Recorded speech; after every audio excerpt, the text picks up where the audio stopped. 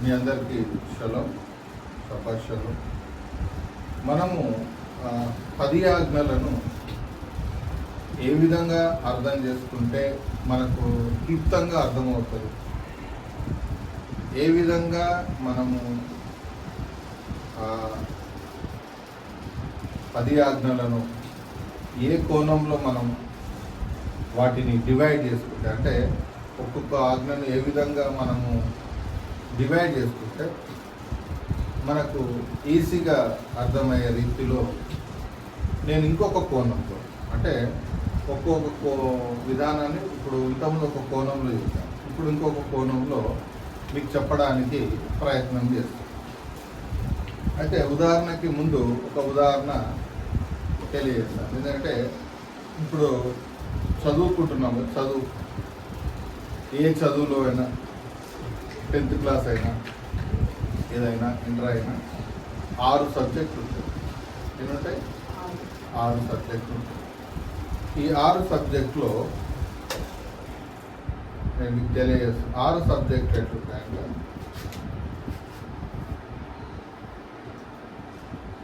ఇది 6 subjects. Okay, 6 సబ్జెక్టులో ఒక దాంట్లో 35 మార్కులు, ఎన్ని? 35 మార్కులు వస్తే ఏమవుతాడు ఈ వ్యక్తి? పాస్ అవుతాడు. ఓకే, ఎన్ని? 6 సబ్జెక్టులో ఒక్కొక్క సబ్జెక్టులో ఎన్ని రావాలి? తక్కువ 35 మార్కులు. ఒక్కొక్క సబ్జెక్టులో 35 మార్కులు వస్తే మన గవర్నమెంట్ లెక్క ప్రకారం పాస్. ఓకే, కొన్ని దేశాల్లో ఇంకొకలాగా ఉంటుంది. ఓకే, మన దేశంలో మాత్రం తక్కువ 35 మార్కులు వచ్చినాయి అనుకుందాం. అయితే ఈ 35 ప్రతి దాంట్లోనూ ఎన్ని? 1, 2, 3, 4, 5, 6 అన్నిట్లో ఎన్ని వచ్చినట్టు చెప్పండి? 35, 35, 35, 35, 35 మార్కులు వచ్చినాయి. ఓకే, అన్నిట్లో. ఓకే, అయితే ఈ 35 వస్తే పాస్ అని చెప్పిన. దీంట్లో ఒక్క దాంట్లో 34 వచ్చినాయి అనుకుందాం. ఎన్ని వచ్చినాయి? ఒక సబ్జెక్టులో 34 వచ్చినాయి అనుకో. టోటల్గా ఆ పర్సన్ ఎవరైతే ఎగ్జామ్ రాస్తారో ఆ పర్సన్ ఏమవుతాడంటే ఫెయిల్ అవుతాడు. ఏమవుతాడు? ఎన్ని మార్కులలో? ఒకటే ఒక మార్కు పోయింది. దీంట్లో పాస్ అయ్యిండు, మిగతా 5 సబ్జెక్టులలో పాస్ అయ్యిండు. కానీ ఒకే ఒక సబ్జెక్టులో ఒక మార్కులో తగ్గిపోయింది. 35 వచ్చే కాడ 34 మార్కులు వచ్చినాయి. టోటల్గా అతడు కష్టపడ్డదంతా, ఆ సంవత్సరం కష్టపడ్డదంతా ఏమైతుందంటే ఒక్క మార్కు వల్ల ఒక సబ్జెక్ట్లో రాకపోవడం వల్ల ఫెయిల్ అయింది. ఇది నగ్న సత్యం. ఇది ఎగ్జామ్లలో జరుగుతున్నది నగ్న సత్యం. ఇది ప్రతి ఒక్కరికి అర్థమైంది కదా, ప్రతి ఒక్కరికి అర్థమైంది. అయితే మళ్ళా ఇది ఎగ్జాము పాస్ కావాలంటే, అంటే మొత్తం ఆ వ్యక్తి పాస్ కావాలంటే ఏం చేయాలి? మళ్ళీ ఈ యొక్క సబ్జెక్టు మళ్ళీ రాస్తే మొత్తం మళ్ళీ పాస్ అయినట్టు, లేకపోతే జీవితాంతం అతడు ఫెయిల్ అయినట్టుగా. అట్లాగనే మన జీవితంలో ఈ 10 ఆజ్ఞలు ఏవైతే ఉన్నాయో కదా, 10 ఆజ్ఞలు ఉన్నాయి కదా, 10 ఆజ్ఞలు.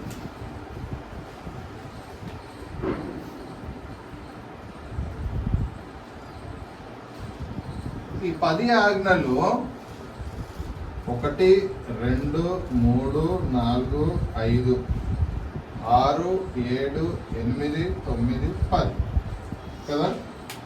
10 ఆజ్ఞలు. ఒక ఆజ్ఞ ఏంటి? ఫస్ట్ ఆజ్ఞ, దేవుడు ఒక్కడే, ఆయన పరలోకంలో ఉంటాడు, భూమి మీదకి రాడు. ఇది నమ్మాలి. రెండవది విగ్రహారాధన చేయకూడదు. మూడవది దేవునికి ఒక పేరుంది, అది వ్యర్థంగా ఉచ్చరించు.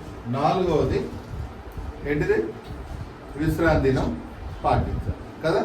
ఐదవది తల్లిదండ్రులను సన్మానించాలి. విశ్రాంతి దినం అంటే ఈరోజు. ఆరవది నరహత్య, వ్యభిచారం, దొంగతనము, పొరుగువాని సొమ్ము ఆశించుడు, పొరుగువాని అబద్ధ సాక్ష్యం చెప్పొద్దు. 9వది. 10వది పొరుగువాని సొమ్ము ఆశించుడు. దీంట్లో ఇప్పుడు మీకు ఒక్కొక్క దాంట్లో ఎంత?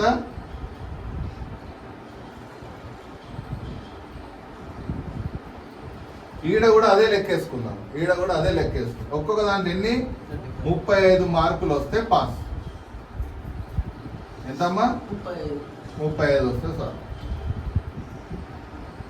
అన్నిట్లో 35 వస్తే పాస్. అంటే మినిమం.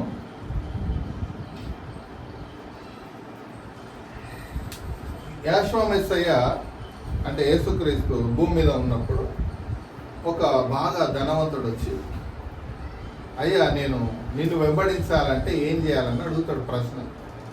అప్పుడు యేసుక్రీస్తు యాశ్వమెస్సయ్య ఏమంటాడంటే, నీ ఆస్తి అంతా అమ్మేసి పేదలకు పంచి నన్ను వెంబడించు అంట. అతడు ఏం చేస్తాడంటే, అమ్మో ఆస్తి అంతా అమ్మేసి పంచి పెట్టి పేదలకు ఆయనను వెంబడించడం అనేది అతని వల్ల అసాధ్యమైన, అంటే నా వల్ల కాదని అతడు వెళ్ళిపోయాడు. అయితే ఆయనతో గడిపే ఆ క్షణాలను ఆ వ్యక్తి కోల్పోయాడు. ఆ నిమిషాలు, ఆ రోజులు, ఆ గడియలు అతడు కోల్పోయాడు. దేని వల్ల కోల్పోయాడు అంటే, ఇతడు ఫార్మాలిటీకి 10 ఆజ్ఞలు పాటిస్తున్న వ్యక్తి. అంటే పాటిస్తున్నాడు. అర్థమవుతుందా? దేవుడు అతను ఆశీర్వదిస్తున్నాడు అంటే దేవుడు అతను ఆశీర్వదిస్తున్నాడు. కాకపోతే ఎందుకు అతడు ఆజ్ఞలు పాటిస్తున్నాడు అంటే, ఆస్తిని సంపాదించుకోవడం. అంటే 10 ఆజ్ఞలు పాటిస్తే దేవుడు ఆశీర్వదిస్తానన్నాడు కాబట్టే 10 ఆజ్ఞలు పాటిస్తున్నట్టుగా అతని జీవితము మనకు కనబడు.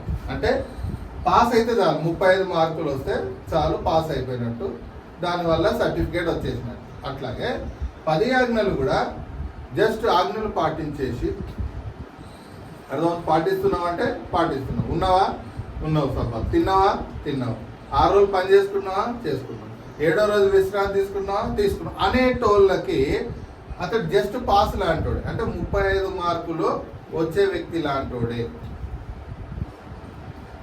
అర్థమవుతుందా? 35 మార్కులు వచ్చే వ్యక్తి, అతనికి నిండుగా ఆశీర్వాదాలు రావు, కంప్లీట్ ఆశీర్వాదాలు రావు. ఇంకా మనోళ్ళు ఇంకా ఇది పాటించడానికి తలకాయ కింది కాలు మీదకి చేస్తున్నారు, నానా తంటాలు పడుతున్నారు. ఓకే, అసలు నేను ఇంకా మాస్టర్ డిగ్రీ చెప్తున్నా, డిగ్రీ కాకుండా మాస్టర్ డిగ్రీ. అయితే ఈ 10 ఆజ్ఞలు పాటిస్తానంటే ఉన్నామంటే ఉన్నట్టు, ఆశీర్వదిస్తే ఆశీర్వాదము పొందినట్టు. కానీ కంప్లీట్గా దేవుడి ప్రణాళిక అర్థం కాదు. ఎందుకంటే ఒక్కొక్కరికి ఎన్ని మార్కులు రావాలి ఒక్కొక్క సబ్జెక్ట్లో లెక్క ప్రకారము కాదు, 100 రావాలి. ఫస్ట్ క్లాస్ రావాలి అంటే 98, 99, 100 వస్తే ఆ వ్యక్తి ఫస్ట్ క్లాస్లో పాస్ అయినట్టు. ఎగ్జామ్లో పాస్ కాదు. ఫస్ట్ ర్యాంక్ రావాలంటే ఏం చేయాలి? ఇంకా బాగా చదవాలి. అర్థమవుతుందా? ఫస్ట్ క్లాస్ రావాలి అంటే ఇంకా బాగా చదివి 95, 96, 98, 99, 100 మార్కులు తెస్తేనే తప్ప అతడు ఫస్ట్ ర్యాంక్ రాడు. ఇప్పుడు నేనేమంటున్నా అంటే, కనీసం పాస్ అన్నా కానీ రా బాబు అని చెప్తున్నా అందరికి. చాలా మందికి ఏం చేయాలి? కనీసం పాస్ అన్నా కానీ. దేవుడు ప్రణాళిక మీకు అర్థం కాకపోవచ్చు, మీరు ఫస్ట్ ర్యాంక్ అంటే ర్యాంకు రాకపోవచ్చు, అక్కడ దాకా మీరు రాలేరు. నేను వచ్చిన అక్కడ దాకా నేను ఫస్ట్ ర్యాంక్లో ఉన్నాను. ఫస్ట్ ర్యాంక్లో ఉంటే మళ్ళీ ఎలాంటి ఇబ్బందులు ఉంటాయి అది కూడా చెప్తాను. అయితే జస్ట్ పాస్ కాండి. 35 మార్కులు ఒక్కొక్క దాంట్లో పాస్ మార్కులు తెచ్చుకోండి. 10 ఆజ్ఞలలో ఏం చెప్తున్నా? కనీసం పాస్ మార్కులన్నా తెచ్చుకోండి. కనీసం పాస్ కాండి. పాస్ అంటే ప్రతి ఆజ్ఞ తూచా తప్పకుండా పాటించు. దేవుడి ప్రణాళిక అర్థం కాకపోవచ్చు, దేవుడి ఇంకా రహస్యాలు అర్థం కాకపోవచ్చు, దేవుడి విధి విధానం అర్థం కాకపోవచ్చు, ఏమీ అర్థం కాకపోయినా సింపుల్గా 10 ఆజ్ఞలు పాటిస్తే పాస్. అర్థమవుతుందా? దేవుడు ఒక్కడే అని నమ్మినా పాస్, విగ్రహాలను చేయకపోయినా పాస్, ఇక్కడ దేవుడి నామాన్ని వ్యర్థంగా అంటే ఆ నామం మనకు తెలియదు కాబట్టి మనం దాంట్లో పాస్ అయి ఉన్నాం. ఇప్పుడు మనిషి పడిపోతుంది ఎక్కడంటే మొట్టమొదటి ఆజ్ఞ దగ్గర, ఇంకోటి 4వ ఆజ్ఞ దగ్గర ఫెయిల్ అయిపోతుంది. ఎక్కడ? మొట్టమొదటి ఆజ్ఞ దగ్గర ఎట్లా ఫెయిల్ అయిపోతున్నాడంటే ఈడ 35 మార్కులు వచ్చే కాడ ఎంత వస్తున్నాయంటే 10 మార్కులు వస్తున్నాయి. ఎంత? ఇక్కడ 4 సబ్బాతు విషయానికి వస్తానికి ఈడొక 10 మార్కులు వస్తుంది. అంటే ఏమవుతున్నారు? ఫెయిల్ అవుతుంది. దేవుడు ఒక్కడేరా బాబు అంటే ఏమంటున్నారు? కాదు, తండ్రి, కుమార, పరిశుద్ధాత్మ, 3 దేవుళ్ళు అని ఒకరేమో ఆయన్నే ఈయన, ఇంకొకరు అంటారు. ఇట్లా తెలియక అంటే వాళ్ళకు సరిగ్గా దేవుడి గురించి, పరలోకపు తండ్రి ఎలోహిమైన అదోనాయ్ ఆజ్ఞ ఆయన గురించి సరిగ్గా అవగాహన లేక ఏమవుతున్నారంటే ఎంతో కొంత యెహోవా కూడా ఆయన కూడా దేవుడే అని అనుకుంటున్నారు. కానీ కంప్లీట్గా ఆయనే దేవుడు అని స్వీకరించకపోవడం వల్ల ఎంతో కొంత ఒక 10 మార్కులు 5 మార్కులు కొట్టేస్తున్నారు అంతేవరకు. కానీ ఏమవుతుందో పాస్ అవుతలేదు. ఇక్కడ విశ్రాంతి దినం వచ్చేసరికి కంప్లీట్గా భోజనం వండుకొని కంప్లీట్గా దేవుడి యొక్క సన్నిధిలో, ఇంట్లో ఉన్న పర్లేదు, ఒకవేళ ఎవరికి సంఘం లేదనుకో, అతడు ఇంట్లో ఉండి 10 ఆజ్ఞలు పాటించిన చేతులు బిగబట్టుకొని ఏ పని చేయకుండా ఉంటే పాస్ అవుతారు. అది కొందరు ఏం చేస్తారంటే ఒక సబ్బాతు దుమ్మ కొడుతున్నారు, ఒక సబ్బాతు జాబులు చేసుకుంటున్నారు. అంటే ఒకసారి ఏం చేస్తారు, ఖచ్చితంగా పోవాల్సి వచ్చిందనుకో వెళ్ళిపోతున్నారు. అంటే ఒకరు ఏమంటారు అంటే ఒకసారి నైట్ డ్యూటీ ఉంటుంది, చేయాల్సి వస్తుంది. అంటే ఎప్పుడు నైట్ డ్యూటీ? శుక్రవారం రాత్రి నైట్ డ్యూటీ చేయాల్సి వస్తుంది, చేయాలి. కాబట్టి మాకు తప్పడం లేదు, మేము చేయాల్సిందే, లేకపోతే జాబు మాకు ఉండదు, మాకు భోజనం ఉండదు. అయితే నేనేమంటున్నంటే జన్మనిచ్చింది ఎవరు? దేవుడు కదా. ఆజ్ఞను పాటించమని చెప్తుంది ఎవరు? దేవుడు. నిన్ను పోషించే బాధ్యత ఎవరిది ఉంటుంది? అవునా? మనుషులు ఏం చేస్తారంటే మంచి లైఫ్ కావాలి, నెలకు 1 లక్ష రూపాయలు, 2 లక్షలు, 3 లక్షలు, మంచి ఉద్యోగం కావాలి, జాబ్ చేసుకోవాలి, బ్రతకాలి. అంటే ముందుకు ఏం చేస్తారంటే ఉద్యోగానికి విలువనిస్తారు, తర్వాత దేవుని ఆజ్ఞలకు వస్తున్నారు. అంటే ముందు జాబ్ చేసుకోవాలి, ముందు వ్యాపారం చేసుకోవాలి, ఆ తర్వాతే దేవుడు అన్నారు. జాగ్రత్త గుర్తుపెట్టుకో. ఏమంటున్నా అంటే మనుషులు ముందు ఉద్యోగం, లేకపోతే వ్యాపారం, సంసారం, భార్య, పిల్లలు, ఇవి ముందు, ఆ తర్వాత దేవుడు. దేవుడు ఏమంటుండంటే ముందు నేను. ఎందుకు అమ్మా? ముందు నేను, తర్వాతే నువ్వు, నీ ఉద్యోగము, నీ వ్యాపారము, నీ భార్య, నీ పిల్లలు. అంటే ఫస్ట్ ఎవరికి విలువనివ్వాలి అంటే దేవుడికి విలువ. దేవుడికి విలువ అంటే ఎట్లా? ఏదో నాకు చప్పట్లు కొట్టేసి పాట పాడడం కాదు.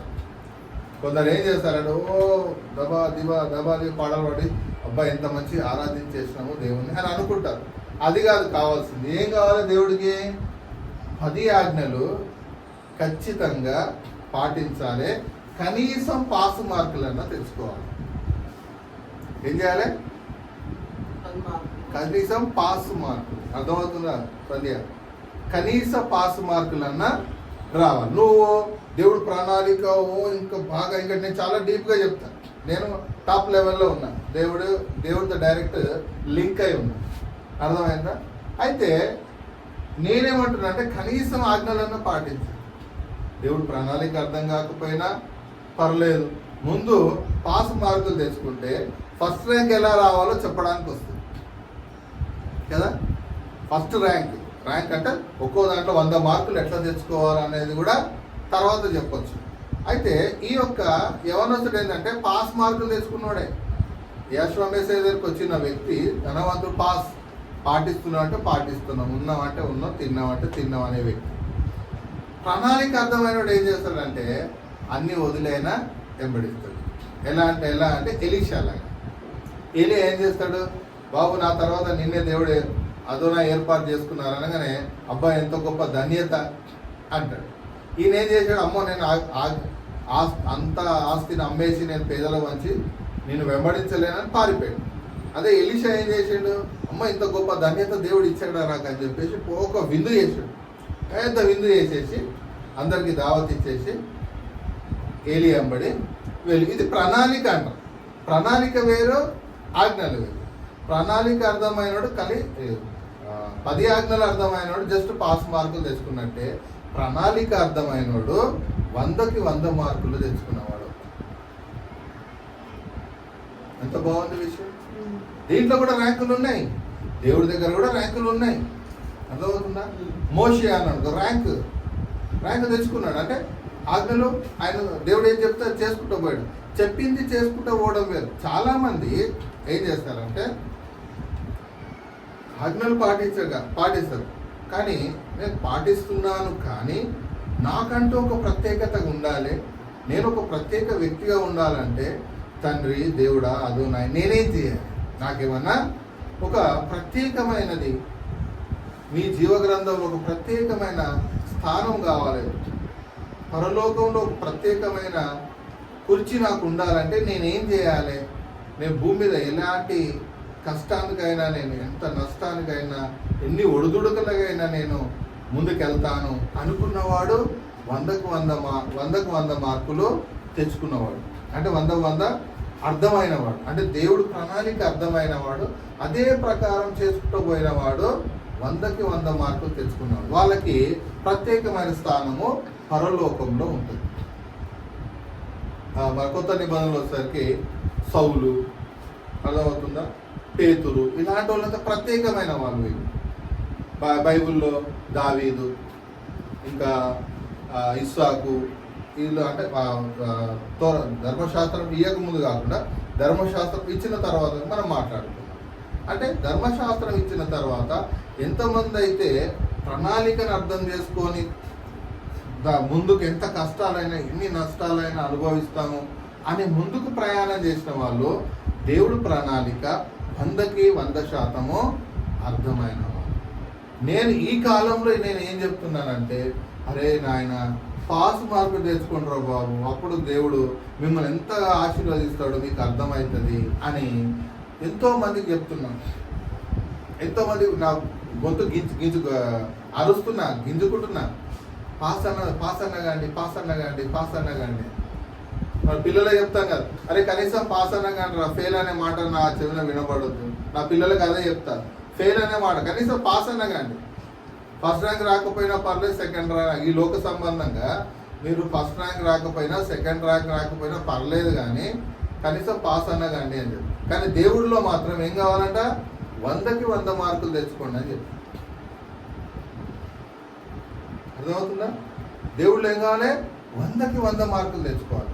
ఈ లోకంలో మీరు ఎట్లా చదివిరా, ఏం చేసిరా, ఎలాంటి బట్టలు వేసిరా, ఇది కాదు ఇంపార్టెంట్. 100కి 100 మార్కులు తెచ్చుకోవాలంటే ఏం చేయాలంటే ఈ 10 ఆజ్ఞలను బాగా పాటిస్తూ ఇంకా ఏం చేయాలి. ఇంకా చాలామంది ఏం చేస్తారు, పాస్ కన్నా ఫస్ట్ ర్యాంక్ రావాలంటే ఏం చేయాలని ఇంకా తంటాలు పడుతూ ఉంటారు పిల్లలు.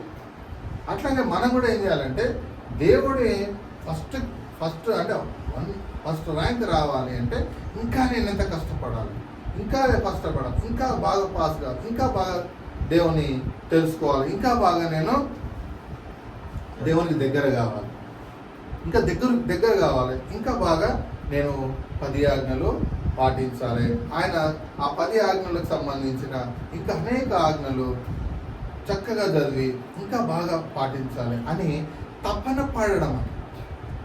ఇది అసలు తపన పడడం, ప్లాన్ చేసుకోవడం, ఇంకా బాగా బైబిల్ని అర్థం చేసుకోవడం, ఇంకా బాగా పరలోకపు తండ్రి ఒక క్యారెక్టర్, పరలోకపు తండ్రి ఒక ప్రణాళికను ఇంకా బాగా అర్థం చేసుకున్నప్పుడే ఫస్ట్ ర్యాంక్ వస్తుంది.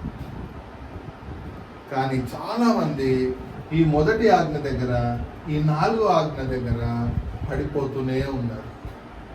ఒక ఆజ్ఞ పాటిస్తే దీంట్లో 10 ఆజ్ఞలు ఉన్నాయి కదా, ఒకటి ఫెయిల్ అయింది, మిగతా 9 వాళ్ళు పాస్ అయ్యారు అనుకోండి, ఫెయిల్ అవుతారు. అంతే కదా, 10 ఆజ్ఞల్లో ఒక్క ఆజ్ఞ మీరిన ఏమైనట్టు, ఫెయిల్ అయింది. అందుకనే బైబిల్లో ఏముంటుందంటే ఐగుప్తు దేశం నుంచి కానాను దేశం 40 సంవత్సరాలు ప్రయాణం చేస్తారు. అక్కడ ఎవరైతే పాపం చేస్తారో ఆ నడిచే టైంలో ఎవరైతే పాపం చేయరో వాళ్ళే రాళ్ళతో కొట్టి చంపుతారు. అంటే పాపము చెయ్యని వాళ్ళు ఎక్కువ మంది ఉన్నారు, చేసిన వాళ్ళు తక్కువ మంది. ఒక కుటుంబం పాపం చేసిందనుకో వ్యతిరేకంగా ఈ పాపం చేయని వాళ్ళంతా, అంటే 10 ఆజ్ఞలు పాటించే వాళ్ళంతా ఆయన దేవుడు కూర్చోమంటే కూర్చోవడం, లేవమంటే లేవడం, ప్రయాణం చేయమంటే చేయడం, లేదంటే సైలెంట్ కూర్చోవడం. వీళ్ళు చెప్పిన పని చేసుకుంటూ వెళ్ళేవాళ్ళు.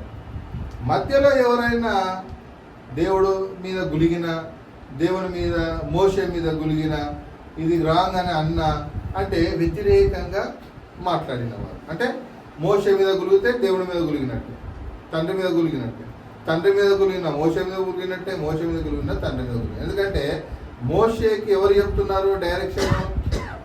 పరలోకపు తండ్రి చెప్తే ఆయన అదే ప్రకారం చేసుకుంటూ పోతున్నారు. ఆయనదేం తప్పులేదు.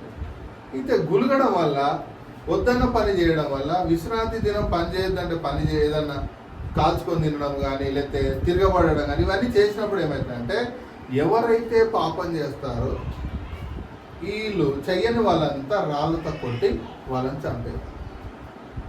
అందుకని యాశ్వమేశ్వర కూడా యేసుక్రీస్తు టైంలో కూడా ఒక వ్యభిచారం చేయబడ్డ పట్టబడ్డ స్త్రీని అందరూ రాళ్ళతో కొడుతుంటే అప్పుడు ఆయన ఏమంటాడంటే ఎవరైతే పాపం చేయలేదో వాళ్ళు మొదట రాయేయండి అంటే అర్థమైంది. పాపము అంటే 10 ఆజ్ఞలు ఎవరైతే కరెక్ట్గా పాటిస్తున్నారో వాడే రాయేయాలి. అప్పుడు దాంట్లో అందరూ ఏదో ఒక పాపం చేసిన వాళ్ళే కాబట్టి రాయి కొట్టకుండా వదిలేసి, అంటే అందరు పాపులే అన్నమాట. అంటే ఒక్కొక్కడు ఒక ఆజ్ఞ మీరేవాడు. అర్థమవుతుందా? ఇట్లా ఆ 10 ఆజ్ఞల్లో ఏదో ఒక ఆజ్ఞ మీరుతున్నారు కాబట్టి వాళ్ళు ఆ రాయితో కొట్టకుండా, ఆమెను కొట్టకుండా రాళ్ళని అక్కడ పడేసి వెళ్ళిపోతారు. అందుకే మోషే ధర్మశాస్త్రం లేదంటే ఎవరైతే పాపం చెయ్యరో వాళ్ళే తీర్పు తీర్చడానికి అర్హులు. అంటే ఎవరైతే 10 ఆజ్ఞలు మీరరో వాళ్ళే తీర్పు తీర్చగలరు. ఎవరైతే 10 ఆజ్ఞల్లో ఏదో ఒక ఆజ్ఞ మీరిరు అనుకో వాళ్ళు తీర్పు తీర్చడానికి అర్హులు కారు.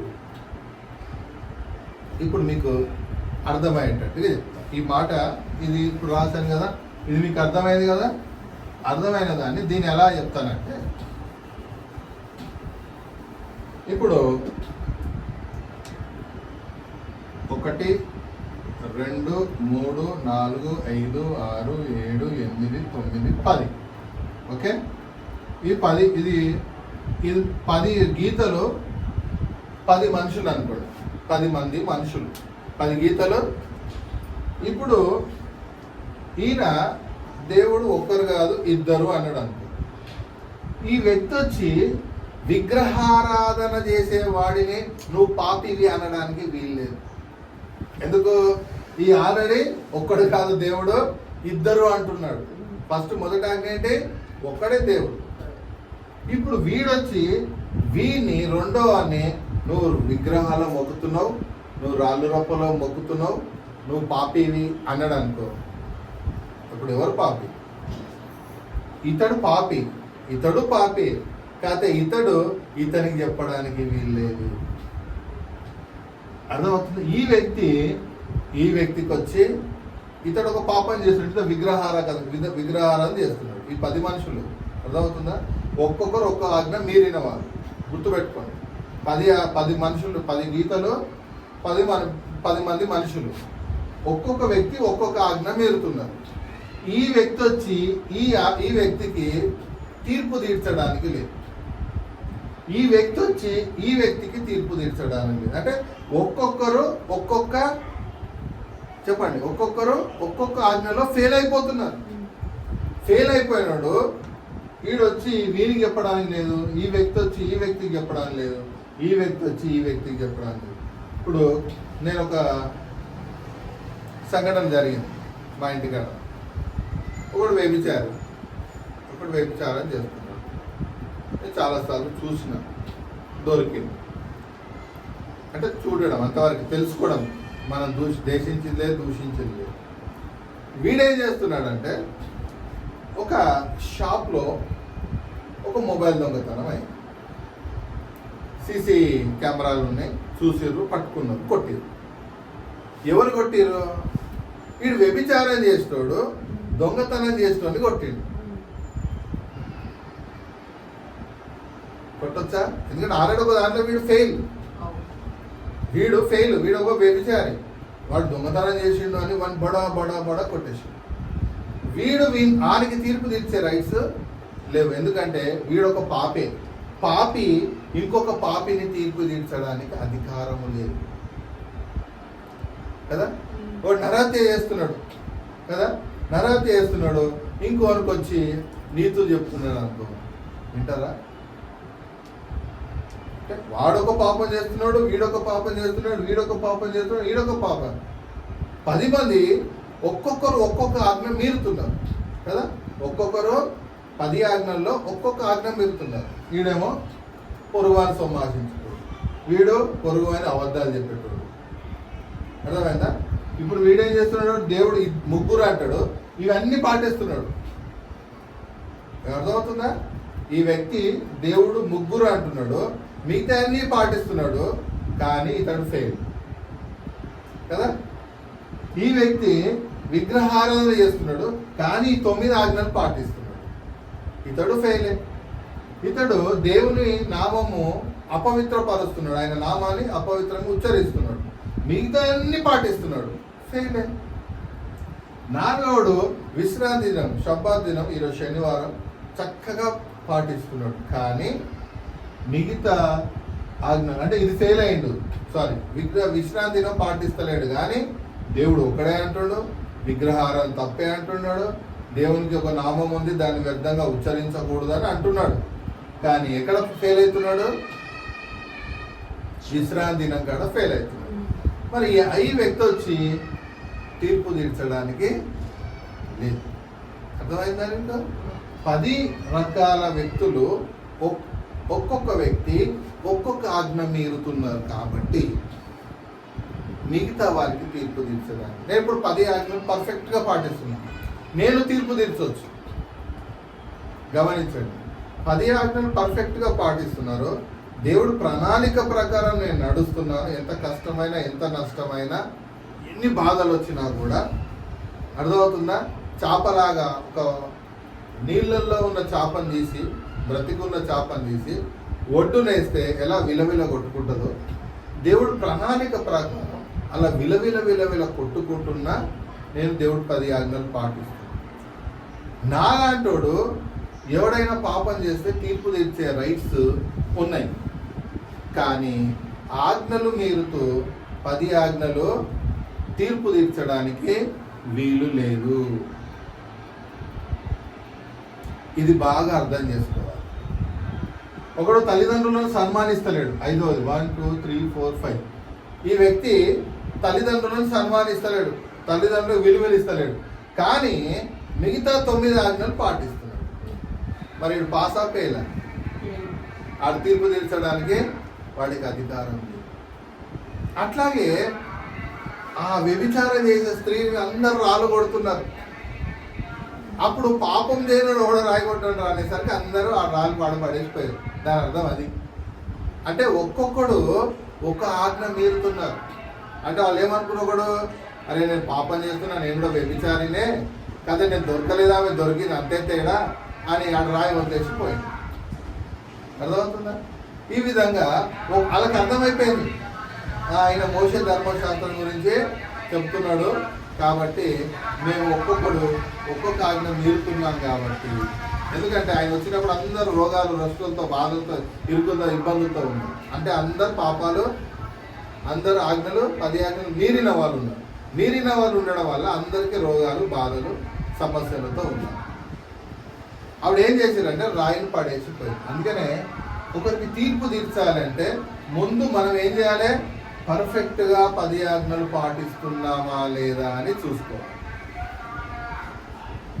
చూసుకోవడమే కాదు, బ్లెస్సింగ్స్ మన ఇంట్లో ఉండాలి. అంటే దేవుడు నన్ను ఆశీర్వదిస్తున్నాడు, దేవుడు నన్ను నడిపిస్తున్నాడు, కాబట్టి నేను సేఫ్ జోన్లో ఉన్నాను, నేను దేవుడు ఆధీనంలో ఉన్నాను కాబట్టి నేను తీర్పు తీర్చగలను కదా. అర్థమవుతుందా? దొంగతనం చేశాడు, ఇప్పుడు ఒకటి దొంగతనం చేస్తున్నాడు, దొంగతనం ఒకటి నేర్పుతున్నాడు, దొంగతనం చేస్తున్నాడు, మిగతా అన్ని ఆజ్ఞలు పాటిస్తున్నాడు. ఇందురా లంచం తీసుకుంటున్నాడు, ఒకటి గవర్నమెంట్ ఆఫీస్లో జాబ్ చేస్తున్నాడు అనుకున్నాడు, లంచాలు తీసుకుంటున్నాడు. దొంగతనం అంటే లంచం అంటే ఒక దొంగతనం పొరుగువాని సొమ్ము ఆశించాడు. లంచం అంటే పొరుగువాని సొమ్ము ఆశించాడు, పొరుగువాని సొమ్ము ఆశిస్తున్నాడు, కానీ మిగతా 9 ఆజ్ఞలు పాటిస్తున్నాడు. అప్పుడు పాస్ అయిపోయేలా. లంచం తీసుకుంటున్నాడు, ఆఫీస్లో పనిచేస్తున్నాడు, గవర్నమెంట్ ఆఫీస్లో ఏదో ఒక ఆఫీస్లో పనిచేస్తున్నాడు అనుకుందాం, 500 1000 రూపాయలు లంచాలు ఇస్తున్నాడు, తీసుకుంటున్నాడు, పొరుగువాని సొమ్ము ఆశిస్తున్నట్టే కదా. మిగతా 9 ఆజ్ఞలు పాటిస్తున్నాడు. ఆ వ్యక్తి ఫెయిల్, తీర్పు తీర్చడానికి అనర్హుడు, తీర్పు తీర్చలేడు. ఇలా అర్థం చేసుకోవాలి 10 ఆజ్ఞలు. అప్పుడు ఏమవుతుందంటే నోరు మూసుకొని ఉంటాం. మనమే పర్ఫెక్ట్ కాదురా నాయన కదా, వేరే తీర్పు తీర్చే అంత గొప్పలో మనం కాదు అని అనిపిస్తుంది. ఎప్పుడైతే 10 ఆజ్ఞలు పాటిస్తున్నాడో వాడికి రోషం వస్తుంది. ఎవరైనా ఏమన్నా అన్నారనుకో, నేను 10 ఆజ్ఞలు పర్ఫెక్ట్గా పాటిస్తున్నా, నన్ను అనడానికి నువ్వెవరి, నీకేం అధికారం ఉంది అని రోషం వస్తుంది. కొందరు తెలియక కూడా మా తీర్పు తీరుస్తుంటాడు, నువ్వు అట్లా నువ్వు ఇట్లా తెలియనప్పుడు ఎవడన్నా మాట్లాడతాడు. కానీ ఆజ్ఞలు పాటిస్తున్న వాళ్ళకి ఏమవుతుందంటే రోషం వస్తుంది. ఉదాహరణకి రోడ్డు మీద ఇప్పుడు నేను కారు నడుపుకుంటూ పోతున్నాను, నా దగ్గర కార్ పేపర్లు ఉన్నాయి, వింటురా, కార్ పేపర్లు ఉన్నాయి, లైసెన్స్ ఉంది కదా, పొల్యూషన్ ఉంది, ఆ కారు ఒక ఫిట్నెస్ అన్నీ ఎవ్రీథింగ్ నా దగ్గర ఉన్నాయి పేపర్ అనుకో. ఇప్పుడు నేనేం చేస్తా, చక్కగా డ్రైవింగ్ చేసుకుంటూ పోతాను, రెడ్ సిగ్నల్ పడంగానే ఆగినా, గ్రీన్ సిగ్నల్ పడంగానే పోయినా అనుకోండి. అర్థమవుతుందా? వాడు ఏం చేస్తాను, నేను దర్జాగా ఎవరికి భయపడకుండా నేను కార్ డ్రైవింగ్ చేసుకుంటూ వెళ్తాను. అవునా? అక్కడ పోయింది బ్యాక్ బాల్కనీకి వెళ్తాం. ఓకే, ఎవడైతే లైసెన్స్ లేదు, ఎవడైతే కార్ పేపర్ లేవు, వాడు ఏం చేస్తాడు, భయపడకుండా డ్రైవింగ్ చేస్తాడు. ఎందుకు?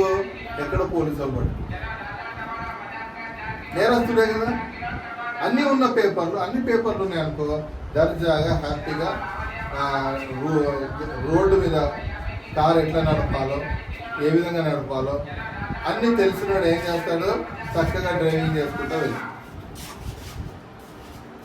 ఇప్పుడు ఆజ్ఞలు పాటించినప్పుడు అయ్యా నన్ను ఆశీర్వదించని మనకి ఏ నోరుతో అడుగుతాం మన దేవుడు తండ్రిని, పరలోక తండ్రిని.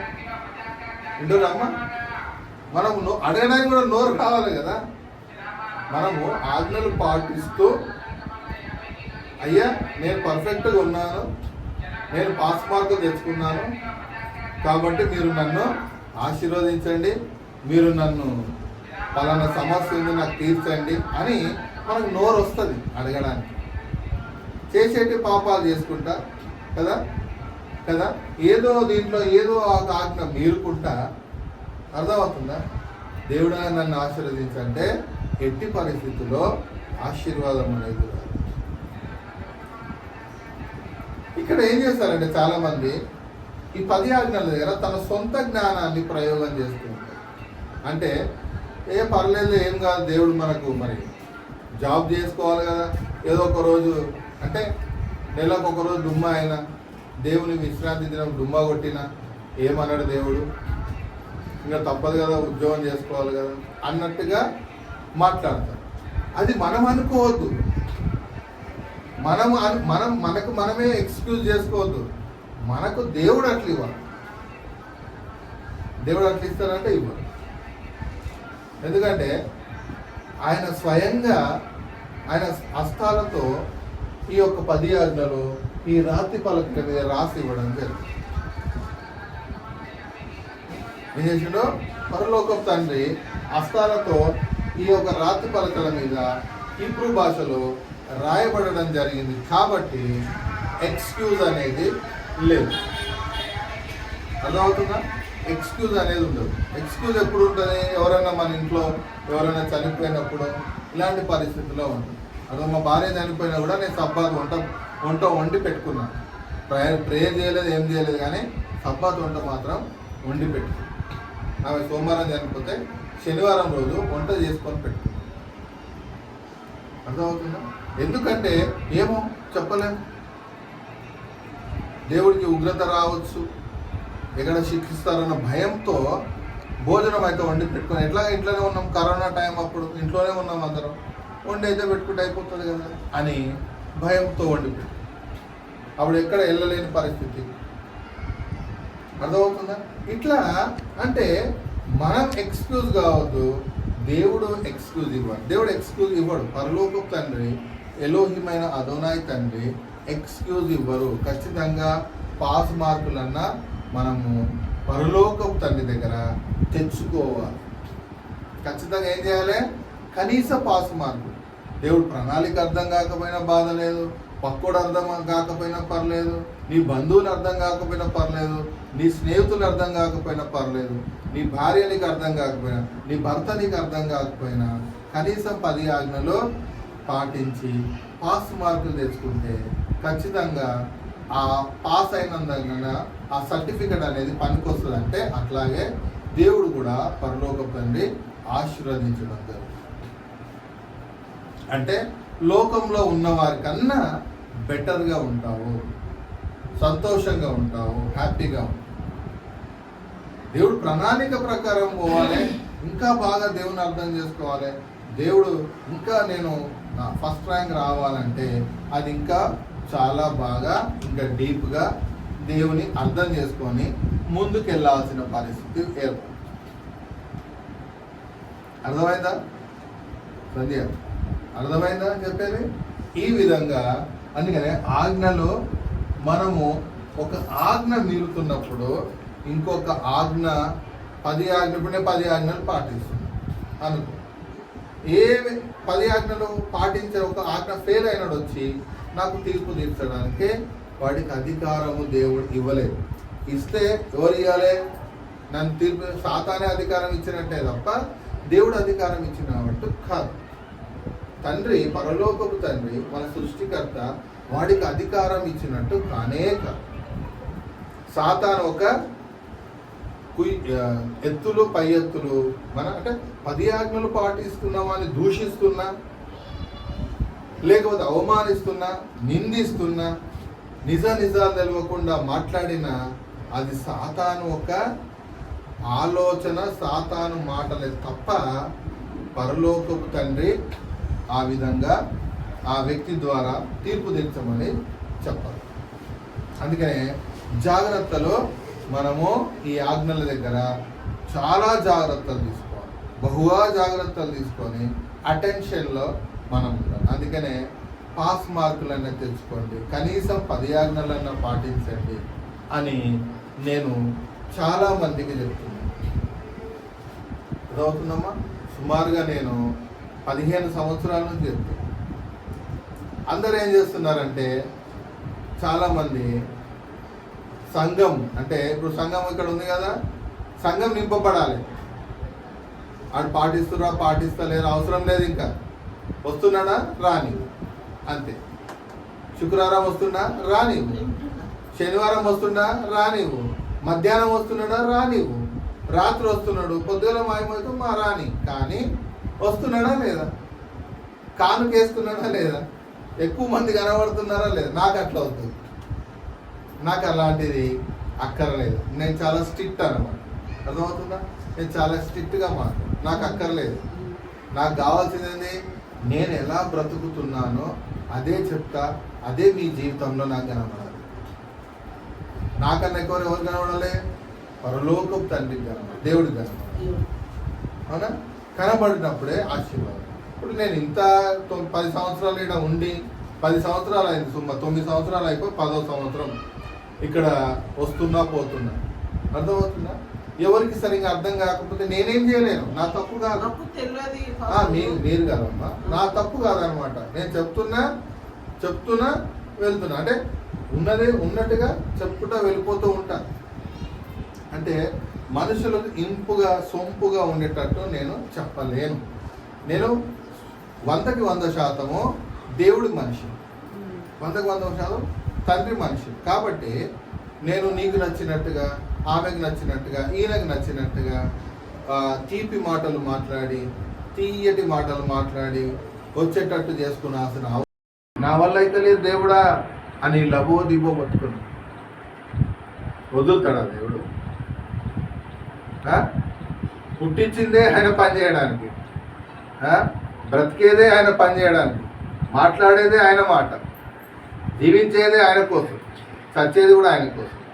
ఇంకా ప్రణాళిక కాకుండా ప్రణాళిక భిన్నంగా పోవడానికి ఆస్కారము లేదు. అంటే నా అంతా జీవించకపోయినా నేను అనేది ఏంటంటే కనీసం 10 ఆజ్ఞలన్నా ఇక్కడ పొరపాటు చేయకుండా పాటించి మీరు ఆశీర్వాదాలు పొందండి, కనీసం పాస్ మార్కులన్నా తెచ్చుకోండి అని నేను చెప్తూ తర్వాత ముందు ఇంకా బాగా అనేక విషయాలు మాట్లాడుతూ కనీసం పాస్ అన్న కావాలి కదా. దేవుడి ప్రణాళికలో, దేవుడి యొక్క ఉద్దేశంలో, దేవుడి యొక్క కోరికలో, దేవుడి యొక్క ప్రేమలో మనం అన్ని ఈ 10 ఆజ్ఞలు ఏమో కనబడతాయి, అన్నీ కనబడతాయి. దేవుడి ప్రేమ కనబడుతుంది, దేవుడి అన్నీ కనబడతాయి 10 ఆజ్ఞలు. ఆ ప్రకారం జీవిస్తే పాస్ అయింది. అందుకనే ఆ విధంగా జీవించాలి, తీర్పులు తీర్చకూడదు కదా. ఎవరిని తీర్పు తీర్చు, నేనే ఏ ఆజ్ఞ పాటిస్తలేను, నేను ఎందుకు తీర్పు తీర్చాలి, నాకేం అవసరం, ఎవరు ఏమన్నా కానీ ముందు నేను దేవుడికి దగ్గర కావాలి, నేను 10 ఆజ్ఞలు పాటించాలని నిర్ణయం తీసుకోండి. పక్కనికి ఆనికి తీర్పు తీర్చడం, వాళ్ళకి వీళ్ళకి తీర్పు తీర్చడం, ఆడవాడు వచ్చి ఏమన్నాడు, వీడు వచ్చేయడం, ఇవన్నీ పనికిరాని విషయాలు. మనం పర్ఫెక్ట్గా ఉన్నామా, పర్ఫెక్ట్గా ఉండకపోతే ఎలా పర్ఫెక్ట్గా కావాలి, ఏ విధంగా దేవుడికి చేరువ కావాలి, దగ్గర కావాలి, ఏ విధంగా దేవుడి నుంచి ఆశీర్వాదాలు పొందాలి అనే ఆలోచనలో ఉండి మనం ముందుకెళ్ళాలని ఈ యొక్క శబ్బత్ దినాన మీకు నేను తెలియజేస్తున్నాను. ప్రార్థించుకుంటాను.